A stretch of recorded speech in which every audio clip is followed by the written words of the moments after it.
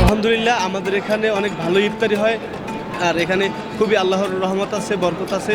আর সবাই মিলেমিশে, এখানে কোনো ঝড়ঝামেলা নাই, সবাই শৃঙ্খলাভাবে ইফতার করে থাকে। মাঝে মধ্যে অনেক মানুষ ঘুরতে এসে এখানে ইফতার করে এবং মাইশা এবং মসজিদ দেখেন শেরপুরের মধ্যে একমাত্র মসজিদ, বড় মসজিদ। এখানে প্রায় মানুষ ঘুরতেও আসে। যাক আলহামদুলিল্লাহ এখানে অনেক মানুষ হয়, প্রায় 500 লোকের ইফতার হয়। আলহামদুলিল্লাহ ভালোই।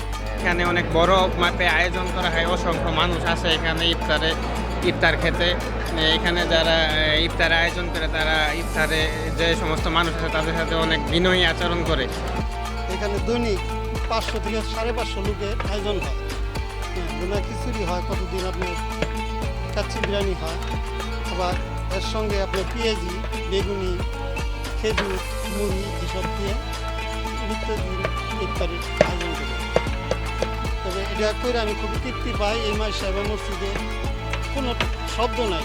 এটা আসতে সারাদিন পাক করি, 20 মিনিট লাগে এই খানা শেষ হতে। তারপরে অনেকে তৃপ্তি পায়া ভালোবেসে চলে যায়। আমি আজ থেকে 9 বছর ধরে এই জায়গায় ইফতারের আয়োজনের নিয়োজিত। আমরা 5 জন, একটা মহিলা, আমরা 4 জন পুরুষ। এখানে 500 থেকে 550 লোকের খাওয়া দাওয়া হয়। আমরা সকাল 8টা থেকে শুরু করি ইফতার পর্যন্ত। এটা সবজি, ফ্রুট, খেজুর, মুড়ি, পেঁয়াজু, আলু, পেঁপে, গাজর সম্পূর্ণ দিয়ে আতপ চাল দিয়ে এটা আমরা ইফতারি তৈরি করি।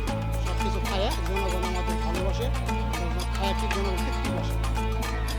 আশপাশের লোকজন এবং পথচারী প্রতিদিন প্রায় 500 বা তার অধিক লোক ইফতারি ব্যবস্থা আমরা করি।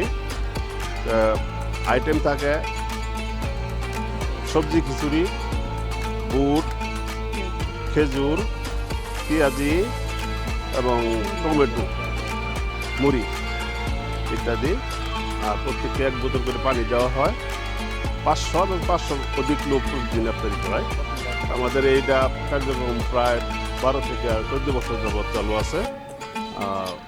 মোটামুটি সবাই খায়া, যতটুকু যে পরিমাণ দেওয়া হয় ইফতারি, সবাই খায়া আত্মতৃপ্তি প্রকাশ করে এবং খুব তৃপ্তি সহকারে এই সবজি খিচুড়ি এবং মাঝে মধ্যে আমরা যথাসাধ্য চেষ্টা করি গরুর মাংস দিয়ে তৈরি করার জন্য।